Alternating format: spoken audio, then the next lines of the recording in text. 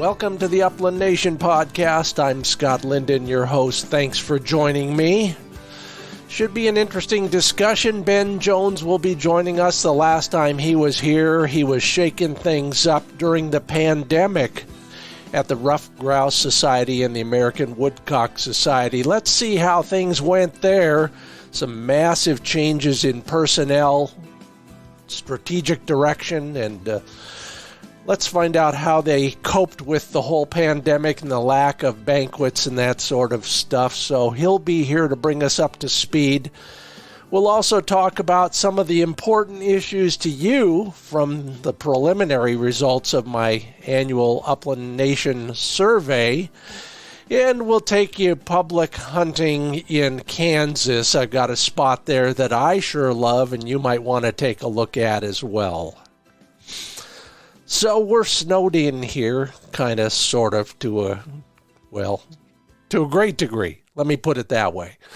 But luckily, the wild quail population just back over there behind the place is doing extremely well. And so I'm able to get flick out on birds on a regular basis. Been helping those birds in various ways the last couple of years, and it sure paid off. I'm so grateful that Mother Nature took pity on me and my dog training needs and put those valley quail where they need to be. Flicky's doing a heck of a job just yesterday. In fact, I couldn't find him, and luckily I don't turn him loose without that GPS collar anymore. The brush is so high back there that I can't find him no matter how close he is, and sure enough, he was only 19 yards away. But he was on point, and so I moseyed on up. He was on one side of that sagebrush, I was on the other, and two valley quails squirted out his side a little bit over the fence and into the yard where, well, they lived to tell about it. We moved on from there, but he was steady to wing. We didn't take a shot, let alone a fall, but did that. And then he reprised the same performance a couple times later in the afternoon on our second walk. So thank you again, quail, for being so cooperative. Looks like you all are getting out and doing the real thing. One thing I'm jealous about, it seems like every picture I see does not have the snow on the ground that we have. We'll survive. Don't worry. A lot better than a lot of other kinds of weather that you've put up with over the years, and, well, so have we. Hey, have you taken the survey yet? If you got the last email from me, then you know that we're doing that annual survey. It's about 30 questions, a little shorter than usual, but way important on a number of issues, and I'll be covering those soon. But the first one is always the most important one to everybody. Which dog breeds are the most popular among Upland Nation citizens? Yeah. And yeah, of all the breeds out there, and that list is really long, of all the breeds out there, perennially, it's short hairs and Labradors, almost neck and neck. Right now, about 25% of you own one or the other. We'll have more details on that as the numbers firm up. I know it sounds like an election night news reporter, but no. But the numbers will continue to change a little bit here and a little bit there in the next few weeks. So stand by for more on that. More issues later in the podcast, including the most important stuff that you want us to do as a community of bird hunters. So stand by. We're all made possible by Sage and Breaker Gun Care products, Pointer Shotguns, Mid-Valley Clays and Shooting School, Trulock Choke Tubes, and FurFeathersFriends.com. Yeah, we're still in business there, doing everything I can, and you are doing everything you can to take somebody hunting and show off your dog. That's the best way to do it. Yeah, dogs are way better ambassadors for the hunting community than you and me and most of us put together.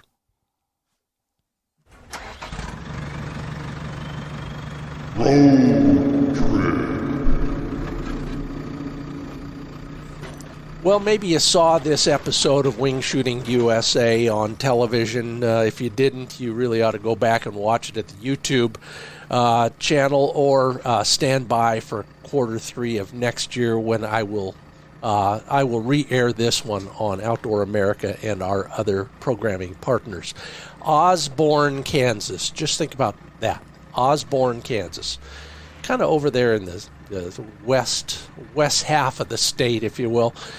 And I was lucky enough to visit that area with some folks who became good friends, a biologist or two, and the guy who actually runs their walk-in hunting access program, WEHA, they call it out there. It's growing by the year. They're getting lots of new acreage and frankly, really good acreage. The habitat over there in that area, in particular near Osborne, is high quality habitat, and that's kind of the key. Lots of it and high quality. Osborne, Kansas, mainly bobwhites. There may be a rooster or two. I know I missed a couple on the show, but mainly bobwhites out in that country. So if you're looking for a place to hunt quail, that might be it. The joys of Kansas, of course, your license is good for 365 days if you're a non-resident. And there's a 4-bird pheasant limit. So on top of that, if you're looking for someplace maybe a little warmer to go late in the season, consider Osborne, Kansas. Thanks again to Mid-Valley Clays and Shooting School. They have got so much going on there. All winter, of course, you can shoot clay targets, but if you are also trying to come up with a reason to shoot better, maybe it's a new Browning shotgun, learn more about their line of Brownings at midvalleyclays.com. Yeah, they've got a kind of a special relationship with Browning. If you can't find the gun you want anywhere else, give them a call or take a look at midvalleyclays.com. Dave Fiedler has the direct line to the guys at Browning who might be able to find you that Featherlight Satori double gun or any of the other auto loaders they have available. And if you are so inclined, a pump gun from Browning will probably last way longer than anybody's lifetime. midvalleyclays.com. And I've told you before, and I'll tell you again, it has changed my shooting ability dramatically. Yeah, TrulockChokes.com will show you all the reasons good choke tubes can improve your shooting ability. Yeah, if you've ever patterned your gun, you know what I mean.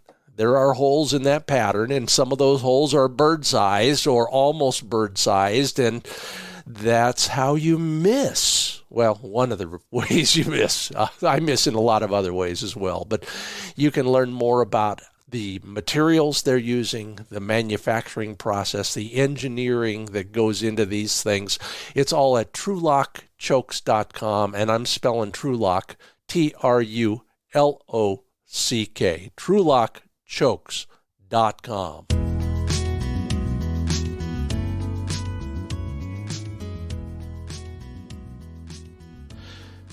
Well, it's been a while since we talked. In fact, it was crazy. It was right at the very beginning of the pandemic, and everybody was basically shutting down. But lots to cover in terms of getting caught up in that regard. Ben Jones, the president and CEO of both the Ruffed Grouse Society and the American Woodcock Society, joins me. Ben, welcome back to the Upland Nation podcast.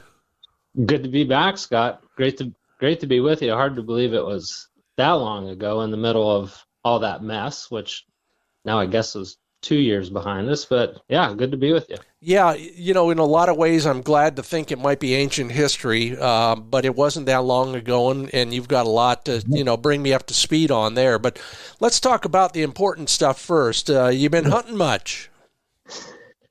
I have been hunting some. So I've got my dog power right now is 2 setters, and we were out in northern Minnesota. So this was the 40th year of the Ruffed Grouse Society's National Grouse and Woodcock Hunt.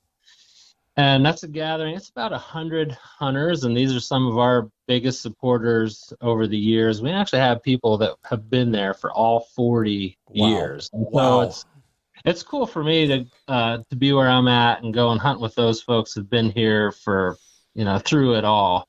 And so we were out there at the National Grouse and Woodcock hunt, which is some work, but also some hunting mixed in. It was very good. I stayed an extra day there. And then on the way back, had planned to hunt in the Upper Peninsula of Michigan, and they got just a monster of a storm, came off of Lake Superior and dumped about 8 inches, depending where you were, 8 to about 15 inches of snow on the UP. Yikes. So the return hunting didn't happen, but I made it back home to Pennsylvania and have been out here a couple days in some woodcock covers and a couple days in some grouse and woodcock covers, and plan to do some more over the next couple weeks. Well, I have so many fond memories of that chance I had to make a show out there at the National Hunt. It was incredible, and I want to thank Terry Wilson at Ugly Dog Hunting for making that possible back in the day. Terry's still very active in your organization, and I'm glad to see that. You guys do some basic science when you're out there with that many hunters and that many. I forgot what we call them now. We don't call them guides, but our escorts in that area. Everybody's doing some record keeping on that. What did you learn this year? Yeah, it's so neat, and it's one of the longest running continuous data sets out there of its kind. So of all the birds that are killed, grouse and woodcock, we're collecting biological data. Mm-hmm. Sex, age, weight of the birds. So it gives you a pretty good insight over the years of what you have for recruitment of young. And one of the most interesting things to me is where do the grouse and woodcock kind of play out as far as who's winning as number of bird finds. And last year it was probably 3-1 woodcock over grouse. I mean, we had people last year that had 80 woodcock days. Wow. I mean, that many finds. And this year was completely flipped. The grouse stole the show, and there were great grouse numbers, about 3-1 over woodcock. So that's always pretty interesting. And then we also get into look into the biological term recruitment. So how many young of the year birds, and we were right where we would expect to be for that ratio of adults the juveniles this year. So things look really good for grouse this year. And the thing with woodcock wasn't that necessarily that woodcock are down. It's just that timing thing in the middle of October of whether you're hitting them or not. And last year we clearly were hitting a flight. Yeah, and just for those of us who aren't real woodcock hunters, that is so dependent on something that happens farther north to a great degree, isn't it? It's dependent on so many things, and this is one of there are so many neat things about woodcock, but this is a really fun one within the circles of woodcock hunters. It's always this, where are the flights? Oh, this is the full moon. We got a wind in this direction. Conditions are this. They're coming. They're going to be here. They're up north. They're down south. We missed them. We're waiting for them. And it's just a lot of fun to think through it because there are a lot of factors, and you never really know. And I saw a quote one time, just woodcock are where and when you find them. Yeah. And there's really no way to predict it. But, man, when you go out one day and there's hardly any, and the next day they're bouncing up like popcorn, it's a special thing. Well, you guys get so excited about it, and it was driven home when I was out there the last time. You get pretty excited when you just hear a stinking flush. You don't even need to see the bird, let alone shoot at it. But of all of the highlights of that hunt out there, I know one of mine was finally bagging the elusive alder branch. You know how hard that can be sometimes when your swing is so cluttered by things like birds getting up in front of you. But what about you? What was the highlight of your hunting? The hunting part of that event for you? It's always the time you get to spend with the people. Yeah. It really is. You're in a room with 150 other people who love this thing as much as you do, but for maybe slightly different reasons.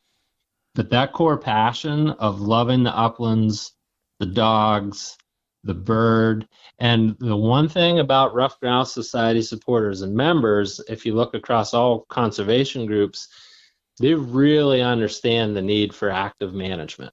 Yeah. Because grouse and woodcock numbers are just so closely tied to forest stages that can be influenced by management.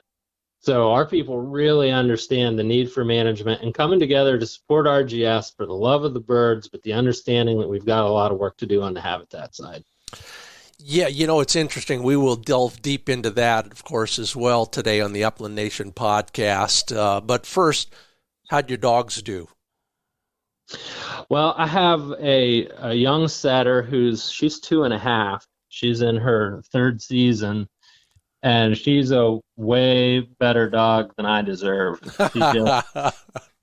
She's just a wonderful little setter. She weighs about 34 pounds. She's black and white, and she's just a really nice dog for me. She moves through the woods. She's just like a wisp. She's just like water. She does all the things, man. She's a really nice little dog. So the dog work is fun. And my old boy, he's 11, and so he's on more than semi-retirement. We've got to be careful with that old boy because he's still loved by a lot of people at home. We can't get him bound up or hurt. Oh, I know the feeling. In fact, this weekend I'll be out with a friend of mine who's got a 12-year. We finally sat down and did the math and realized he's a 12-year-old Labrador, and he moves like it. But nobody can leave him. If you leave him in the truck, he'll just tear the truck apart. So he just trots alongside. Does your guy at least cover some ground and deliver a bird once in a while? Well, here's the thing with him. I had him on the ground the other day, and I've got some bobwhite on our place here just from birds I've released for training. There's a little hanging out, and so I turned the old boy loose. He only has 1 speed. And he just rips and tears, and then we're coming back, and I'm like, are you even going to make it to the house? There's no walk along speed for this dog, and that's why it's like, man, should I even bring him? Because I know he's going to push it to the absolute limit. Oh, yeah. In fact, you mentioned off mic, we were talking about the temperatures. And, they get above, I always worry when they get above 50 degrees because my dogs have always been the same way. I get the same dogs from the same line. And there's on and there's off and there's nothing else. Yeah. And with the warm temperatures that we've had here in the East, I worry about that way more than cold because it just seems like things can happen like heat stroke with very little warning. If the dogs are getting cold and there's some, in my mind, better signs of hypothermia and things to watch out for, but it just can be so sudden when you're running them in that heat for them to get past that point.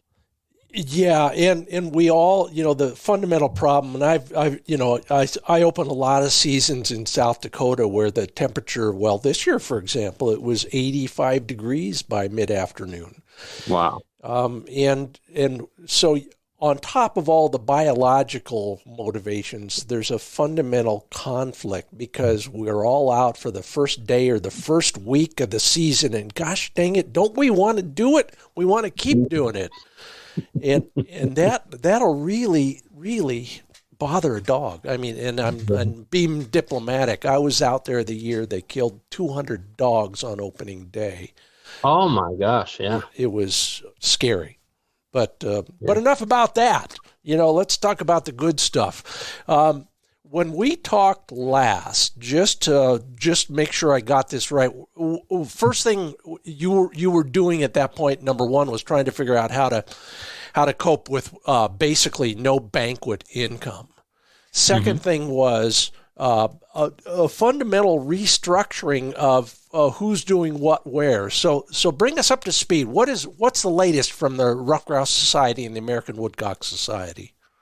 Well, at that time, we bared down, and we knew things were going to be disruptive, and we set a goal, and we wrote it down, that however long it took or whatever happened, we wanted to come out of the pandemic in a better position and stronger than we entered. Mm-hmm. And so for us, There were a lot of shocks to the system, but we wanted to stay proactive and stay on our feet as opposed to hiding under the desk and kind of waiting for the storm to pass. Yeah. And so we were already looking at a business model restructure before all that happened. And so with it being such a disruptive time, it's also a decent time to make fundamental changes like that if you've got to make them, because everything is so disrupted anyway. So we went in with the goal to come out stronger than we entered. And looking back on it 2 years later, that's absolutely the case. And the business model shift that we had, and Scott, I've been in forest wildlife management for almost 25 years. And we've got, especially with forest wildlife and ruffed grouse and woodcock, we've got 60 years worth of really good data telling us what we need to do. Mm-hmm. The biology is there. I call it actionable intel. The challenge over the couple decades I've been in this game is always, how do you get that work done? And for grouse and woodcock, as I alluded to earlier, it's forest management. Yeah. And so along with that come a lot of things with logistics and economics, because when we're doing habitat work for grouse and woodcock, it's a little bit different than agricultural management, where we're paying commodity producers to take a row crop off the market to make habitat. Yeah, CRP or the opposite. Sure. When we're doing forest management, that puts a commodity product on the market. Yeah. So when we need to really think about forest markets and what they mean, because ultimately, in my experience, our ability or inability to manage habitat for grouse and woodcock depends on forest product markets. So we've got really good biology. The challenge is in implementing the forestry. And those are two different experience and skill sets. So where we shifted was, let's focus on having staff and having expertise in-house in this forestry side of things. People who are steeped in forest economics and harvest logistics and know how to overcome all those bottlenecks to do what 60 years of biology is telling us we need to do. So it was in 2020 that we made a shift from our regional biologist staffing over to our regional forest conservation directors. And we were recruiting for those skills that I just mentioned. Yeah. And we've got all those seats filled at this point, and it's really working very well. That's Ben Jones. He's the president and CEO of the Ruffed Grouse Society and the American Woodcock Society. I'm Scott Linden. You're listening to the Upland Nation podcast.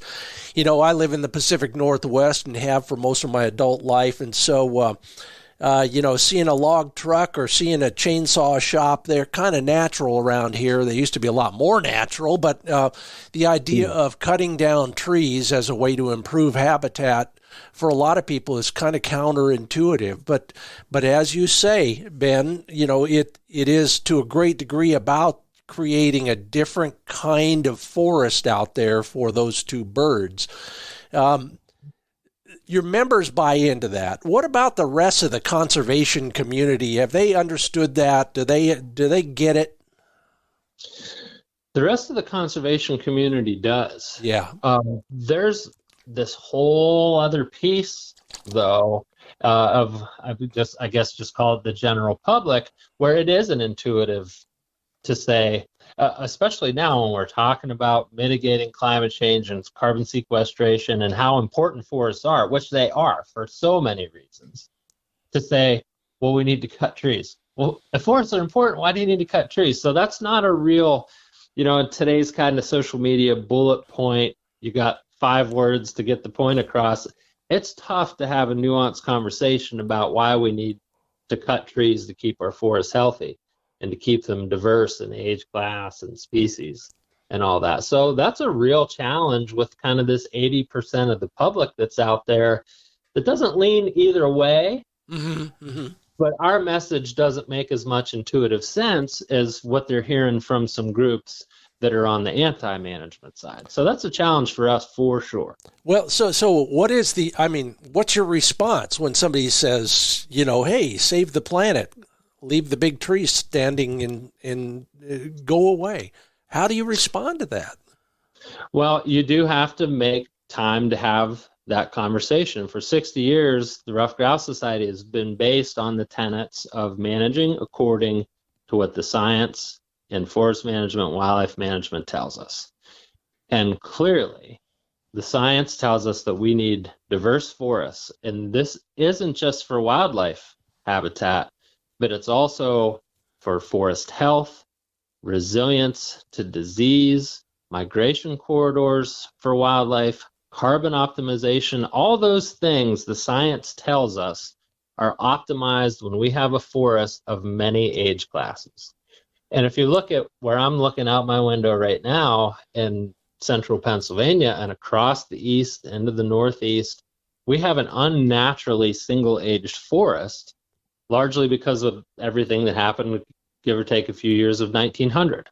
It was all overexploited in the past, all cut to the ground, and then it all caught on fire. And now today we have what one of our forest conservation directors calls a sea of sameness. Yeah. This unnaturally single-aged forest. And we can diversify those forests, but it takes active management. So let's talk about the active management thing, Ben, because this is, I think, one of the keystones of your new, I don't know what to call it, initiative, policy, philosophy, for that matter. What are these new guys doing in your staff, and how are they doing it? Yeah, so and I've been at the Ruffed Grouse Society for just a little bit over 4 years now, and I refer to it quite affectionately as the 60-year-old startup. Uh-huh. Mm-hmm. And there are these things that benefit us from 60 years, like the reputation for being based on sound science. And we have always advocated for sound forest management.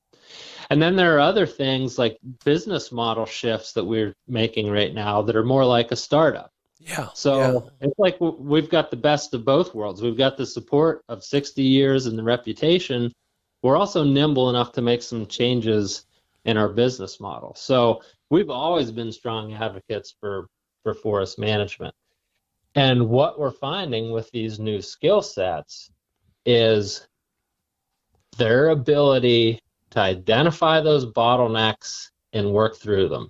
And there are a couple numbers that speak to how the model is working out. I ran in mid-2021.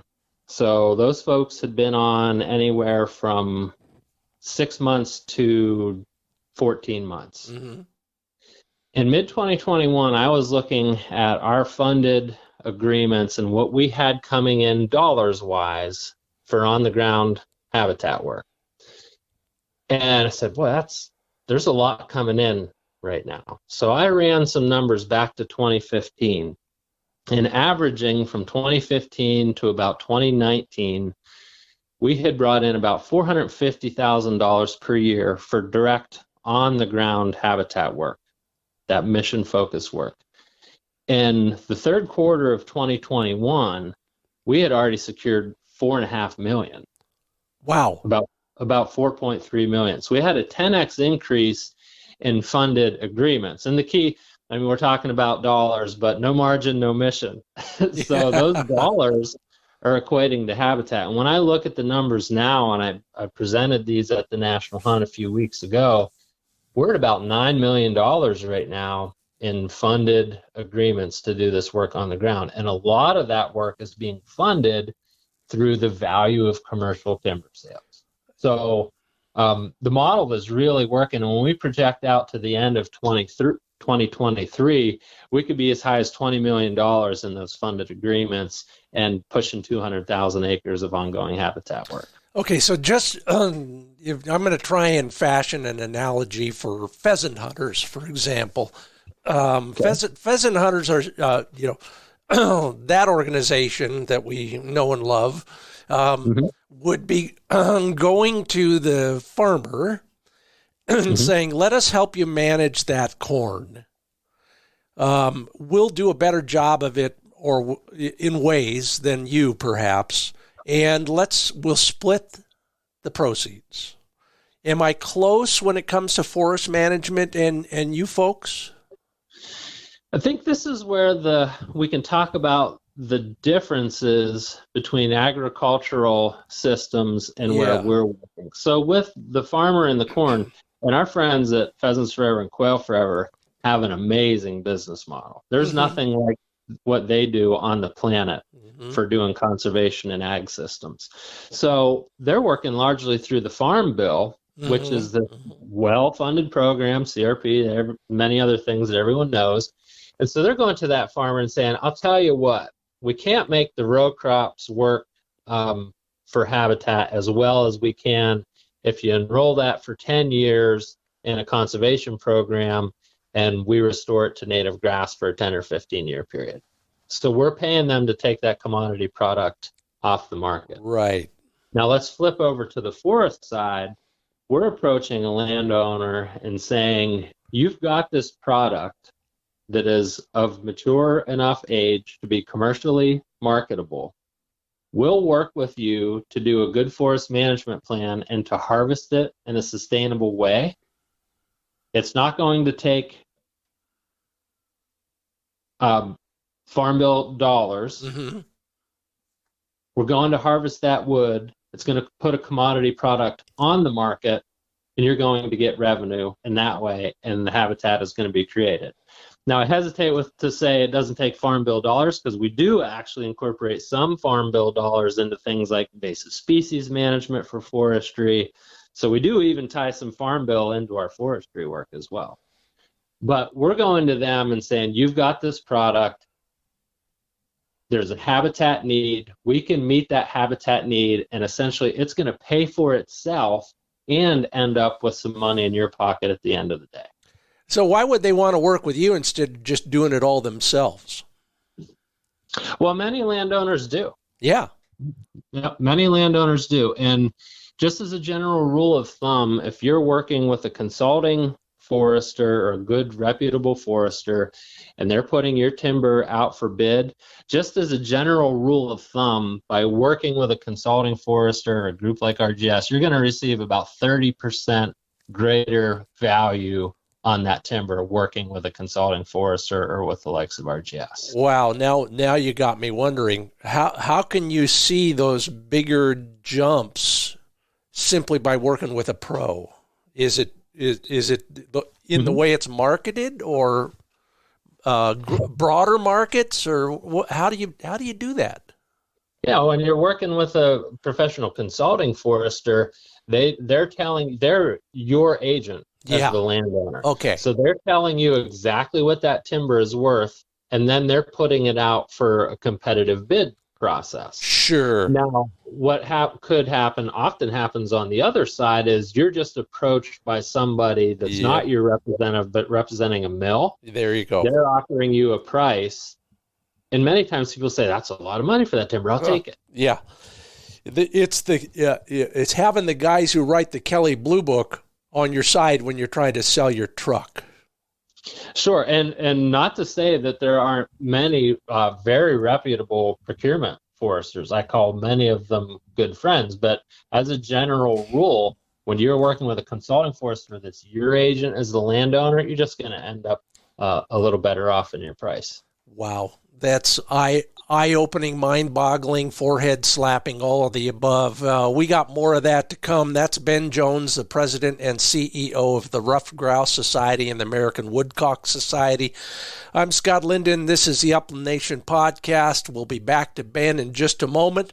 First off, I'll remind you that we are brought to you in part by sageandbreaker.com. If you're looking for gun cleaning and gun care equipment, as well as some of the storage stuff for all of that equipment and your really valuable shotguns, heirloom quality gun cases, among other things. I've been bragging about my modifiable bore cleaning kit. It is everything I need and so convenient. Learn more about it at sageandbreaker.com. Yeah, it's one of those snaky kind of things, but some of the pieces are detachable, so depending on how you need to clean your gun, muzzle to breech, you can do it with all the components of that modifiable bore cleaning kit. Get on the mailing list. You'll find out about the sales before everybody else and the new products as well. It's all at sageandbreaker.com.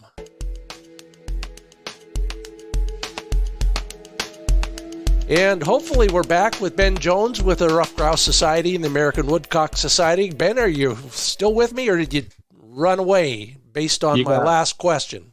You still got me. I'm all fired up. Yeah, I'm intrigued, of course. As I said, I kind of came of age amongst the logging culture, and it just starts to make all sorts of sense. You guys, anybody around there ever use the term entrepreneurial conservation? Yeah, there's just, it's really fun for me working with our forest conservation directors because, like I said, getting forest habitat work done is something I've been steeped in for a couple decades. And to have this team together, and we get together at least once a month, just all of us kind of brainstorming the issues and trying to figure it out. It really is that kind of entrepreneurial, innovative spirit that comes with, and there's just this kind of a real natural pragmatism with people that are drawn to forestry as well. Always just, all right, there's some way we can do this. How can we get it done? That's an interesting perspective, and you're absolutely right. Somebody who knows how to start a chainsaw and use it safely, it's a different attitude. It's a different attitude than a lot of folks out there. But how do you meld that with the science, with the biology, I guess I'll call it? Yeah. Well, there's always a need for more science. We'll never know everything there is to know. Like I said, we've got 60 years of good science that says we need to diversify our forests through management. So we're working on that. But there are other things that we need to learn more about. Not the least of which is how novel diseases like West Nile virus impact ruffed grouse and other game birds. So the way we're looking at that science is we've got incredible land-grant universities, other academic institutions that this is their business model, man. This is what they do. We've got incredibly talented research scientists that work with the state wildlife agencies.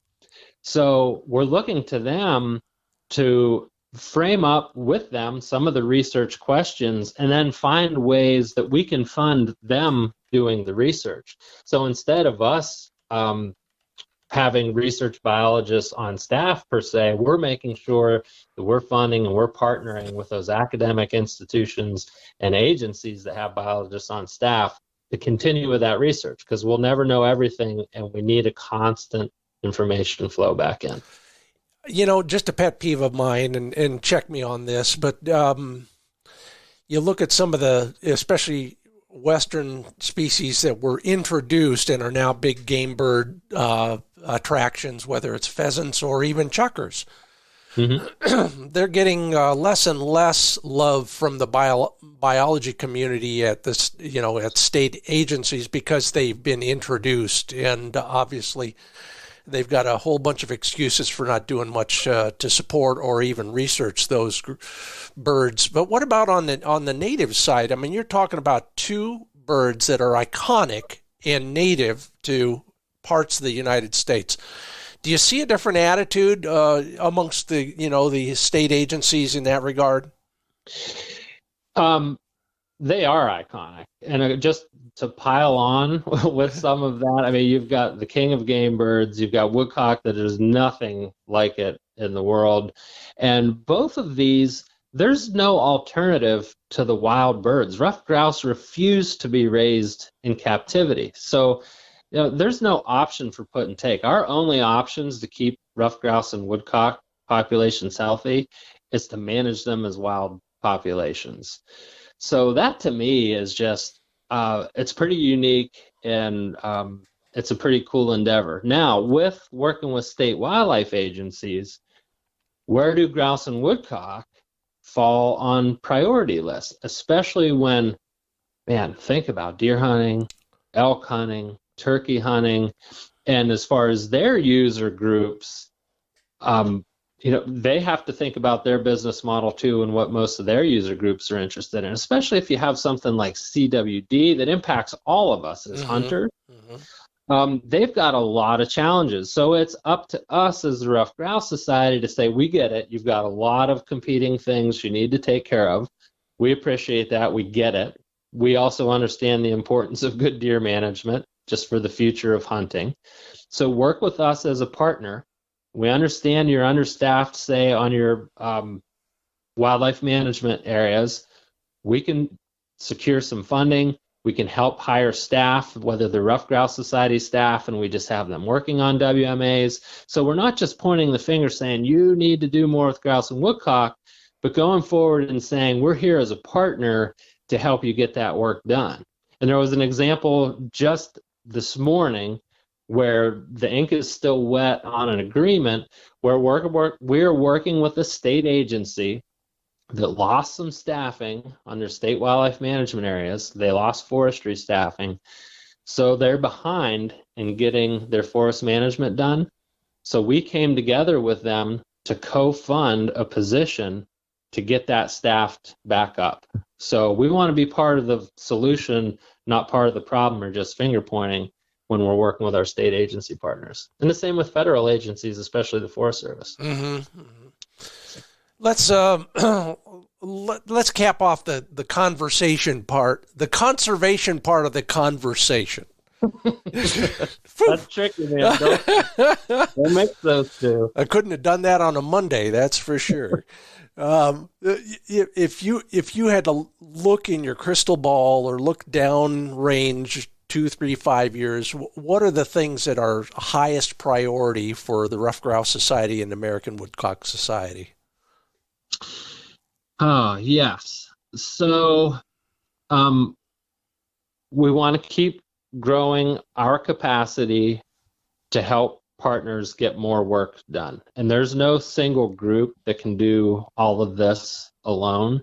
And we have fantastic partnerships with groups like our friends at Pheasants Forever and Quail Forever. There's a lot of overlap, especially if you look at bobwhite habitat and woodcock habitat. We work very closely with the American Bird Conservancy, who through work done at Cornell and other institutions is really showing that these same diverse forests that mean so much to ruffed grouse mean the same thing to a whole diversity of songbird species. Sure. So the partnerships and continuing to build them is really important.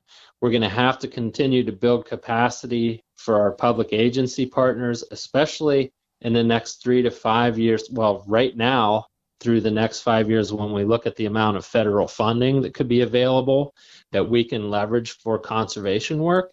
So we're just going to have to keep on this trajectory that we're on and help our agency partners build capacity, because ruffed grouse are listed as a species of greatest conservation need in 19 states.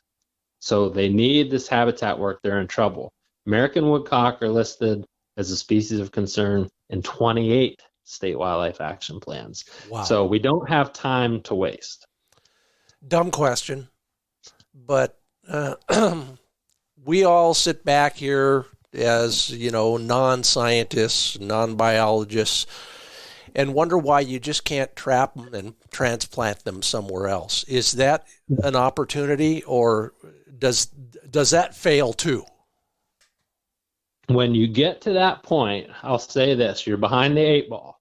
Your probability of success drops substantially compared to if you still have some birds there and you work to create habitat to expand them. Okay. Once you cross that line to the birds are gone, we've got to make habitat and reintroduce them. Your probability of success goes down considerably. But the first thing you'll have to do is what you needed to do anyway before you lost them, which is make a bunch of habitat. So you can't just trap and transfer birds and dump them into suboptimal habitat and expect a good result. Before you would do any of it, you would need to go in and do the habitat management that you needed to do in the first place before you lost them. Yep. Yeah. May as well stay ahead of the curve. Whenever you can, absolutely. It's going to cost you far less in take far less effort to get there. Well, that's the urgency right now, Scott. It really is. Yeah. So let's talk about that habitat, and from a more practical standpoint, if I'm a ruffed grouse hunter and I'm somewhere in ruffed grouse country, what does the ideal habitat look like? It's really about age class diversity. And there's one of the founders of this ruffed grouse science and what we know about these birds was a guy, Gordon Gullion, who worked up in northern Minnesota. And he really simplified this down to what we call a checkerboard approach. So ruffed grouse, we often associate them with the young forest stuff, those 2-inch around aspen poles that you cut down when you're swinging your shotgun and squeeze. Yeah. That's the one I have mounted up here. Or the alder branch. Yeah. But it's not just the young forest, it's the interspersion of that young forest with older forest and middle-aged forest. And I often think about it as like blinking Christmas tree lights, where you just keep managing and it's a shifting mosaic, because young forest doesn't stay young forever. So you've got young forest now, you're managing the blocks adjacent, that's your next young forest, your old forest is growing, and it's a constant shifting mosaic. So where you find ruffed grouse often is in those edges between the forest age transitions. Young forest adjacent to old forest, they're really one of those edge creatures, but the diversity is key. So in aspen, it's various stages of aspen in Wisconsin or Minnesota. Certain parts of Wisconsin, it's going to be more scrub oak type habitats. Here in Pennsylvania, it could be young northern hardwoods adjacent to older northern hardwoods or young oak.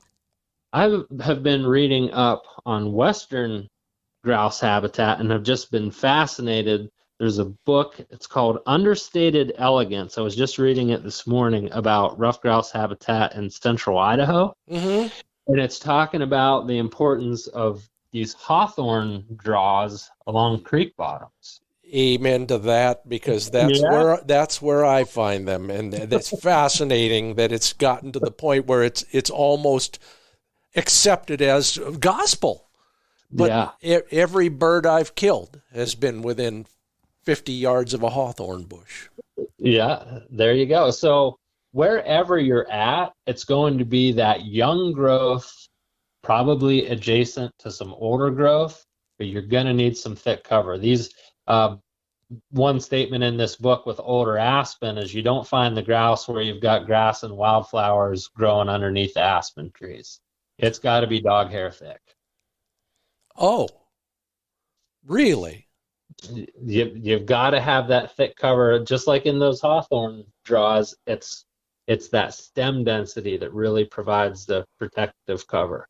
They'll get out into those more open stands, but they need that cover close by. Avian predators? Absolutely. That's a big one for sure. And what are they? I mean, the goshawks and maybe a couple other hawks and falcons. Do the owls have much of an impact on those birds? Yeah, owls are such a generalist predator, as are all hawks, really, and probably the most specialized predator on grouse, especially in like the boreal forests of Canada, would be goshawks. But even they eat a lot of other things. But all the avian predators, sometimes they get a little too much credit, and they have an impact for sure. But if you've got some of that high stem density cover, ruffed grouse evolved with those avian predators, and they can get away from them pretty well.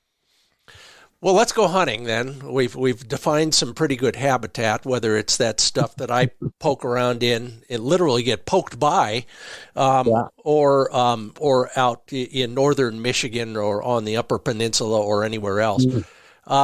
If you were to kind of lay a strategy and you were at a place like that, you park the truck, you drop the tailgate, you're putting out your 2.5-year-old 36-pound setter, where are you going to go? How are you going to start your hunt?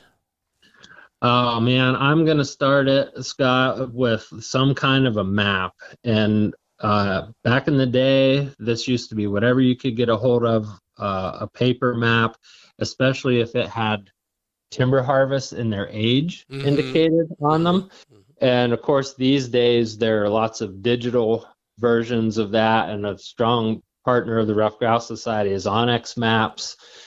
So they've got really good data layers that show you where those cuts are. So before I even get to a spot, or before I pick which general spot I'm going, I'm looking on some kind of mapping software to figure out where those young forests are adjacent to older forests, and that's where I'm going. And trying to find, okay, are there some old logging roads here? Is there a hunter walking trail, depending where you're at, that we can kind of start our mission from, and then get a feel for the cover on the ground. I do appreciate all those wonderful old roads and trails that y'all made for somebody else that come in handy out there so much. I just love that idea. We don't get it out here. So we're walking one of those old tote roads, for example, and we're at kind of an edge between younger and a slightly less young forest. Strategy beyond that? Yeah, well, depending what the cover looks like at that point, then I'm adjusting the dog. Yeah. And this is the thing that is just uncanny about this current dog, is she very naturally does that based on what the cover looks like. So if we're working along and we hit some more open stuff, I want her to start casting a little bit bigger. She'll naturally start to do that when she gets out into that more open cover. If we're in some thicker stuff, I want to keep her pretty well within 60. But with her at this point, there's really not even much communication. She's checking back to see where we're moving, and then she's adjusting her cast based on how open or tight the cover is. You got a bell on her, or are you following her with a GPS collar? I have a GPS collar on her, but also have just a really small, little tinkly Swiss bell that she also wears. Yeah. I've always, and I've done both. And my fundamental problem helped me through this. Ben Jones, the president and CEO of the Ruffed Grouse Society and the American Woodcock Society, helped me figure out how a bell will help me when the dog goes on point. I have to have listened to it until the very moment that dog freezes up, right? That's it, absolutely. My GPS, how quickly we become dependent on these things. I lost signal the other day, and I'm like, oh, man, I better pay attention to that bell close. Okay, good. So I'm not missing anything. That's just how it works, yeah. Another part of our journey is always paying attention to what food resources are there. Especially this time of year, these birds are driven by their stomach. So if you have the opportunity to kill one, see what they're eating, but also paying attention to what they might be eating. And if I'm looking over across the cover and I see a little grove of sumac or some hawthorns where I can see those red berries shining, I'm going to head that way and check it out. And then wherever I'm finding birds at that point, then I'm going to keep looking for that thing, of course. Yeah, it's kind of like fly fishing. It's almost the same approach. And what are they eating? You're listening to the Upland Nation podcast. I'm Scott Linden. I just reintroduced Ben. The guy knows his stuff. Now, Ben, if you were to pick one area of the country, without giving us the latitude and longitude, where would you be going for 1, roughies, 2, woodcock, any time of the season, and for what reason? Well, I would be right in my home state of Pennsylvania because it's my home state and I love it more than anywhere else. And it has good populations of both birds, and there's some home covers. And I was telling somebody the other day, I don't, other than on business, I don't really travel to hunt because I just haven't satiated myself or hunted all the covers near home yet. Yeah. So, yep. But Pennsylvania is the Keystone State. They call it that for a reason. It's got a lot of really wonderful covers. There are grouse, woodcock here. I'll tell you, I have fallen in love with northern Minnesota. When you hit a woodcock flight there, and the grouse numbers are always pretty solid. That's a special place as well. Yeah, I can't agree more, having experienced that and not been up to your neck of the woods, let alone further north up into that Northeast Kingdom, but I got to do that someday. Oh, there's another one. Oh, sorry. All right, Pennsylvania, because it's my home and closest to my heart, is number one. Second place is just going to be a long list from northern Minnesota, the Northeast Kingdom, to western North Carolina. You ever get down into Louisiana for the woodcock in the late season? Since I lived down there, so I was at Mississippi State for a while doing research on turkeys when I was in my early 20s. And so had an opportunity to woodcock hunt down there when I got my first bird dog, but haven't been back, and that's been longer ago than I care to talk about. And same here. I would love to do it. Yeah, well, Billy, hey, if you're listening, Billy, I'm still open to another invitation out there. So I'm like you, Ben. I'd like to see that country a little bit more. So that's a good time of year, too, man. There's not much. Things have wound down here in January and into early February. So yeah, it's one of those arguments for going somewhere else at the end of the season, that's for sure. Yeah. Well, you've been around and you spend a lot of time with a lot of folks who have a lot of experience out there. If you were to give us a couple hunting tips for ruffed grouse or woodcock, but primarily ruffed grouse, because that's more likely we're going to chase them. Mm-hmm. What are some of the things that come to mind right off? Know the cover. Get a feel, really pay attention for where you're finding birds. And then just like a predator does, a fox or a raccoon or a hawk, they develop what in the biology world we call it a search image. So the first time that young raccoon goes out and finds a grouse nest, it remembers kind of the conditions where it found that grouse nest, or that hawk starts hunting for grouse. Where am I finding the grouse?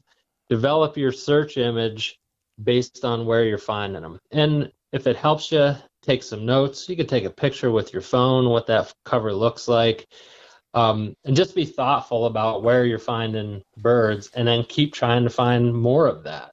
And the really fun part is whatever your choice in dog is, get one of those, and then you've got your buddy, and like that's just magic.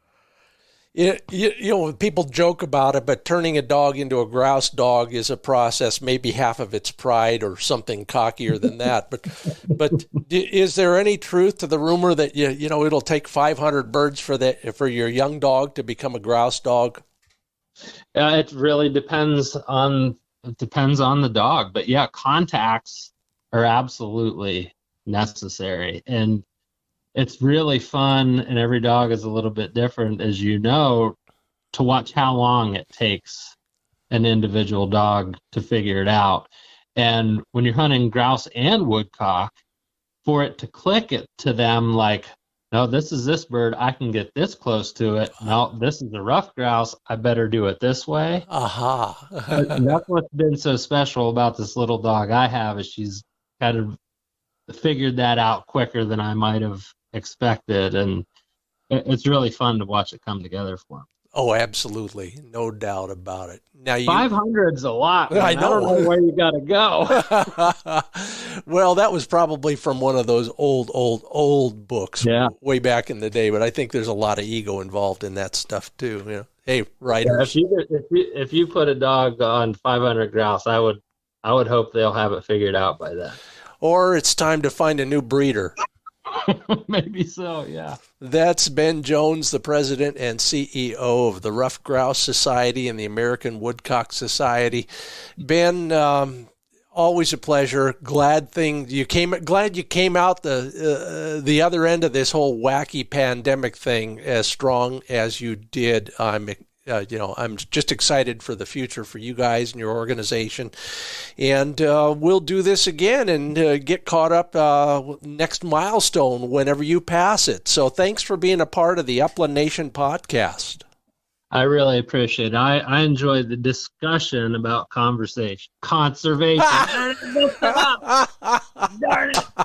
But yeah, it's really good to talk with you, and This is all driven by our members and supporters. And like I said, it's people that love this every bit as much as we do. So it's a labor of love for all of us. Well, there you go, and that's why we're all here. For one reason or another, we love some aspect or all of them. So thanks again, and have a great day. Thank you, Scott. Take care. The rest of you don't go away. We're going to talk about some of the issues that you think are critical that we focus on in the next year or two. Yeah, some of the really important stuff coming up on the Upland Nation podcast. I'm Scott Linden, and let me remind you that we are brought to you in part by Pointer Shotguns. I keep getting all sorts of great photos and stories of his hunting. Andy McCormick is the senior VP and marketing guy there. You've heard him on the show before, but Andy is an avid bird hunter, and he's shooting those pointer semi-automatics most of the time. Some of them are Cerakoted, some of them are not, some of them are Woodstock, some are synthetic. The guy knows what he's doing. If you want to learn more about any of the guns there, go to pointershotguns.com. You'll find all the models there in all the colors. Yeah, I can't believe I'm saying that about shotguns, but they come in various colors now. You can watch some videos and some articles by yours truly and learn all about the new stuff that's coming down the pike. Pointer shotguns, they're a work of art at a price that's a thing of beauty. Learn more at pointershotguns.com. So thank you if you've already responded, and if you haven't, sure appreciate your going back and doing that. Dig up that email I sent you asking you to participate in our annual Upland Nation Survey. It's out now, and we'll be compiling the results for the next few weeks, but try and get it over before Christmas if you can. I'd sure appreciate it. So far, so good. I asked one of the questions: what are the three most important issues facing upland hunting in the next 5 years? Hands down, there's only one that bubbles to the top, and it's way up there at the top, with almost 75% of you saying it's access and availability of public hunting ground. Well, if everybody does their part, maybe we'll get some more of that happening. It's happening in places all over the country, and all we can do is support the efforts and maybe work towards more of them. Another issue: how best can hunters help maintain our tradition? Again, very obvious. You're all thinking along the same lines. Almost 69% of you say recruiting new hunters, taking them hunting.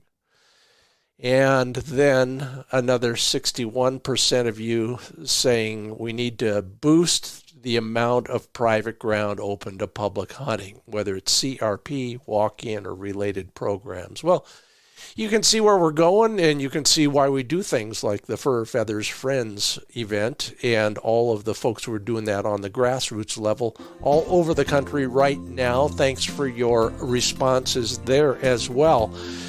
And appreciate everybody's contributions to the recruiting side of things, whether it's an old friend, a new friend. Show off your dogs. Learn more about all that at FurFeathersFriends.com.